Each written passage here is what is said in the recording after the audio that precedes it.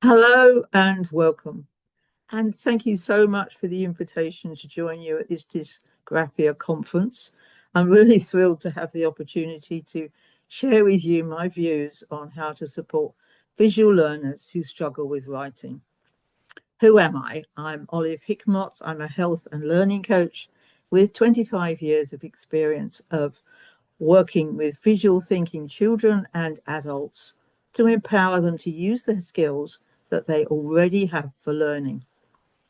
I have a coaching approach to education which focuses on their strengths, and these are the strengths that we need in the world today. So it's really valuable to do that as young as possible. I'd also like to express my thanks to and appreciation to those listening to me who have come along to listen to this conference today. This is your opportunity to learn more about your own visual skills and those of the children you work with. So do share your experiences with others, and I encourage you to carry on the journey and learn more. So for today, this talk is entitled Empowering Visual Thinkers Starting in Early Years. We started in primary and secondary working with children who have got problems. We now have moved back into early years to try and enable them to not develop the problems in the first place. From the moment a child opens their eyes, they make sense of the world in pictures. When we enable them to learn visually, we don't just, it's not just help them to learn for today. We open the door to a lifetime of curiosity, confidence, creativity in any field, and so much more. So let's talk a bit more about this creative advantage. First of all, just think for a moment. How does your child learn the shape of letters and transmit that from their brain through their arm to their hand and a pen? How do they actually do that? Unfortunately, the traditional education, which often relies on verbal instructions, isn't actually going to help them to write a letter that you can actually read. So it's a natural capacity for children to think in pictures and notice patterns long before they master words. In point of fact, according to Dr. George Rand, 98% of 4-year-olds are creative geniuses. Now, we need to keep this creative genius going. And we've got a great opportunity here because visual skills learned in early years underpin reading, writing, comprehension, mathematics, and so much more.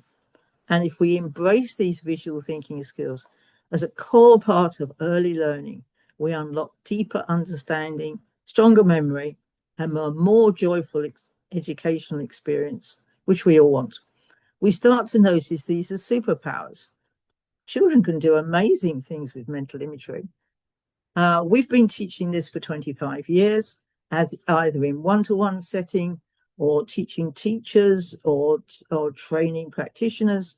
And we have now what's called a visual pedagogue and curriculum. So that explains to you exactly what we teach in each year.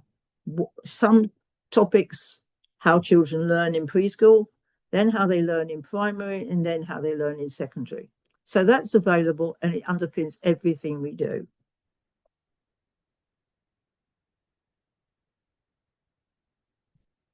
I should have said, we'll be doing fun exercises and you'll be able to try these out with your children. And we will, you will start to learn and experience things for yourself. How children process visually, it's a superpower.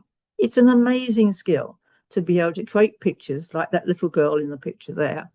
They absorb information through sight before they do other senses. They retain visual information with greater accuracy. They connect concepts through visual associations. Visual processing engages multiple parts of the brain simultaneously and fires creativity, curiosity, and problem solving, to name but a few. And the little cartoon in the corner here basically is around literacy. For literacy, you need an effective learning state. You need to be calm and relaxed. You need to understand the meaning of the word, the picture of the word, and the sound of the word. And I'll tell you in a moment how that all works. Understanding these natural abilities helps us design learning experiences. So this is for you to design learning experiences that can leverage the children's innate visual strengths.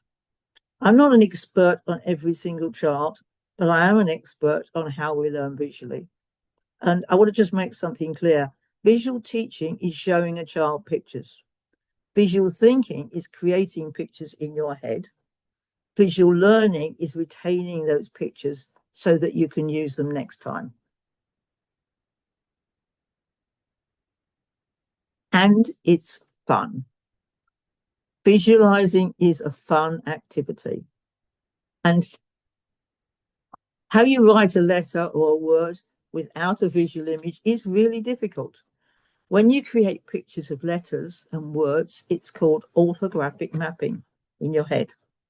And I'm going to explain to you, this is the one technical bit in this presentation about how orthographic mapping works. Orthographic mapping is a visual approach to literacy, and it's effectively taking a picture of the letter or the word in your head. And teachers will notice children doing orthographic mapping. They will call it word recognition, which is totally fine. They will notice when a child sees a word and recognizes it, or when they have to break it down into phonics. So let me just do the technical bit on orthographic mapping and the occipital lobe. So this is your brain here. This is my favorite picture. You are more than welcome to take a picture of it. And it's my favorite picture that I draw every time I'm talking to somebody. So this is your brain all around the outside here. This is your neck, and this is your eyes. And when you're very tiny, you will start picking up words if you have the right resources. And I'll tell you how to do that in a moment. And you will start seeing words and going, that spells dog, or that spells cat. So really simple words. And you're getting those from your word form area. Your occipital lobe is where you keep pictures. So anytime I say to you, can you picture a cat? You're going to go to your occipital lobe and decide which cat to tell me about. When we're very tiny, we start accessing the meaning of words, and then we move on a bit later to be able to pronounce them, and then we be able to articulate them. Now, the first stage, and because I've been working with early years, I know it's so important. The mental process by which a word such as dog is mapped into the visual word form area there for long-term memory, instant recall, fluent reading, accurate spelling, and handwriting.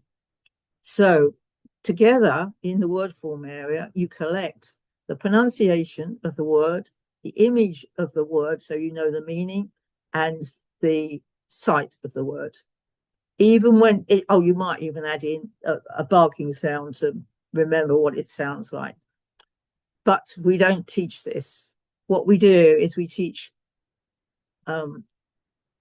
decoding, which is from the front of your brain here to the top of your brain, where the two parts of your brain have a chat about the word. And then if you're lucky, and I say lucky because this doesn't happen automatically, the word will go down into the word form area. People who teach decoding realize that children often need to decode the word dozens and dozens of times before it gets into the word form area for recognition. Orthographic mapping is vital for fluent reading, accurate spelling, and handwriting. And it's really misunderstood. You don't need to do decoding up here for complicated words before you can start using the word form area. After you've recalled the word a couple of times from your word form area, 2 or 3 times, and it will be sunk in your word form area forever. It can be recalled for spelling. There's no guessing involved. and there's no limit on the capacity of your word form area that we know about. And it's not tested in any diagnosis. So when somebody's being tested for dyslexia or dysgraphia, nobody is asking them whether they've got words in their word form area. You have to be a bit creative to work out this, but it's really, really easy. Once you have orthographic mapping straight into the word form area, then you can then start doing phonics for new words, which will go via this route. But because the word form area is already working, they'll probably drop straight down into the word form area, or you can use the same technique for them. I have an interesting statistic, is that 100% of the dyslexics I have ever met over 25 years are not reliably using their visual word form area here. They are, and many, many of them are spending their life decoding words. If they're decoding them, they haven't got the word form area working, which is necessary for writing. So how would you know they're accessing their mental images? One thing is you'd see them looking up for words or letters, is valuable, but sometimes the teacher may think they're being away with the fairies or something like that. But if you raise your eyes up, it's easier to see pictures. By the way, while I'm talking about that, if you're looking down at a table, it's more than likely you're in your emotions. And you don't really want to be emotional about something that you're struggling with at the moment. So we've got some tricks for that. How do you know a child is using their word form area? They raise their eyes. You will see it. They can write down, they can write without looking down at the paper, because they can look at the picture in their mental image and they can just copy it down, just as if they're writing off the blackboard. It's fun. They don't need to do pages and pages of repeated letters, because once they've got this word in the word form area, they can access it quite quickly, like instantly. They'll consistently use the same spelling. They won't do the opposite, which I'll come to in a minute. And the teachers will notice rapid automatic naming. So that's what, and I remember from my children at school, you often got a report about whether they were doing rapid automatic naming.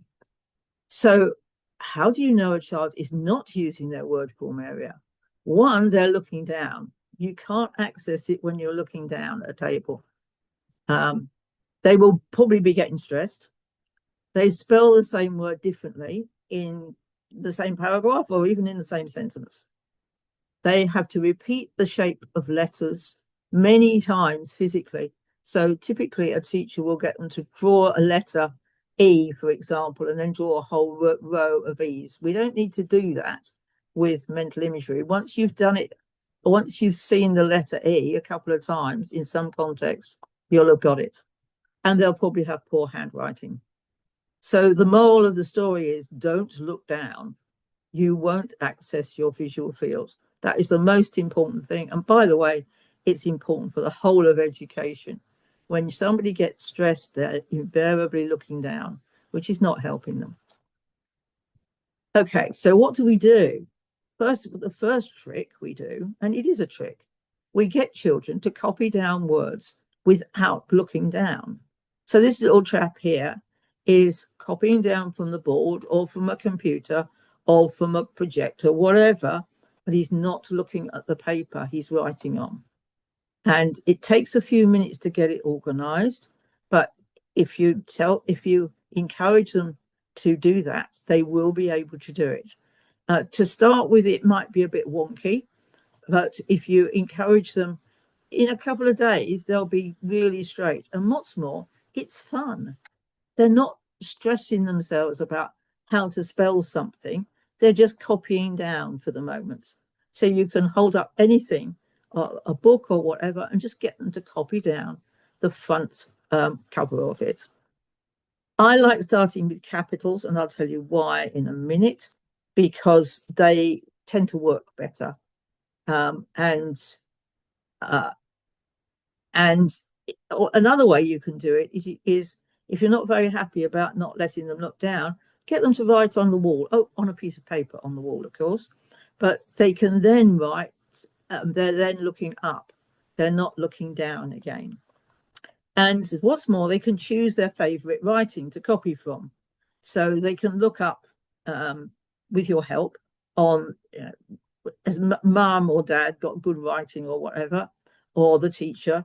So you can start copying it down and you'll do it really accurately.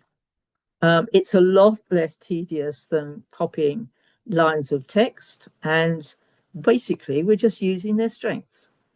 Now,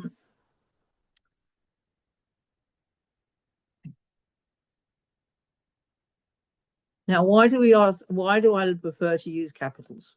Well, this is in 25 years of experience, and it works better. For example, the letters that tend to move around, which is BDs, P's, and Q's, when they get stressed, then the B's, D's, and P's, Q's don't move around so much because they don't make a different letter in capitals. And all capital letters are arcs and straight lines. So it's quite good fun to cut up some arcs and straight lines and get them to start creating their own letters. In comics, you'll find that speech bubbles are in capital letters as well. And once they've cracked capital letters, they can move on to lowercase. I'd rather they didn't do cursive writing yet, because that gives them a third font to try and deal with. And I think 2 is about as much as they need when they're first starting this. And it's really important to make friends with your mental images. And these are the pictures that you've got in your head. So the first thing to do is to get into an effective learning state, shallow breathing, feeling grounded, feeling permanently connected to the ground. And being in control of your mental images means that you can change them. For example, where are they? If you think of a cat, is it right near to you or is it a long way away? Ideally, it should be something like about 4 foot away and looking up. To the right or the left, doesn't really matter. I'd rather they didn't look up straight ahead, because then they can, when you go from left eye dominance to right eye dominance, you can lose letters down the middle. So it's a good idea to either look up to the left or look up to the right, whatever's convenient for you. If you have your image is too close to you, they may be frightening. I once asked a little girl whether she could picture a cat, and her knuckles went white on the side of the chair. And she said, yes, and I've got 100 cats and they're all fighting. So I jumped into her pictures with her and said, well, some of them must need to go out in the garden. Some of them need some food, some need some water. And within 5 minutes, she had her mental images still and one cat sitting on a cushion. Sometimes your mental images are really big, sometimes they're really small. So, when on a phone, you can make the pictures bigger or smaller. Just imagine you can do that with your pictures. It works. We did have one child recently who was about 1 meter tall, and she had 6 meter high cats. So you can imagine that could be a bit scary. So you're just helping them get them under control. They can have them in color or in black and white, whatever they fancy. How many and whether they can get rid of some of them, there's too many. If they have any scary pictures, and children may have scary pictures, you just need to do something fun with their imagination. For example, if they're a brightly coloured one and they don't like it, get them to drain the colour out and make it black and white. Or I have a fun thing to do with it with some children. If they've got a scary one, I say, oh, just put it in a rocket ship, send it round to the back of the moon, drop it off there, fill it up with confidence and bring it back and drop it over your head. So people are really happy about it. And still or moving. It is a really good idea if you can get them still, because if they're moving, they can't copy down. If you imagine, if you're trying to copy down the word cow, for example, you look up and see the word cow, fine, and then it's moving around all over the place. Just breathe gently in and out through your nose, right down to your belly, and then get grounded. Feel yourself sinking into your body. And you'll find that very quickly they can get it. Basically, you're using their imagination to sort out their pictures. And This is a really valuable skill because nobody else is doing this in school. They are just expecting them to have as good a mental images as the teacher's got, or not, as the case may be. So that's what I wanted to teach you. Basically, I mean, you can do it with this slide. Just look at my slide there and start writing down without looking at the paper. You will find you can do it in just a few minutes. That's my email address. If you want to come back to me with any questions, I'd be delighted to answer them. There's my website. And I now have a learning platform where I'm endeavoring to move from the website onto the learning platform. And I have several free classes there. I run classes on dyslexia and ADHD and valuing your neurodiverse strengths. These are some of those resources we tend to put up on the wall for children to start absorbing words in conjunction with pictures at a really young age. The learning platform is visualkids.co.uk, and there's lots of resources up there. And the blue one here is the visual pedagogy and curriculum that is also up there.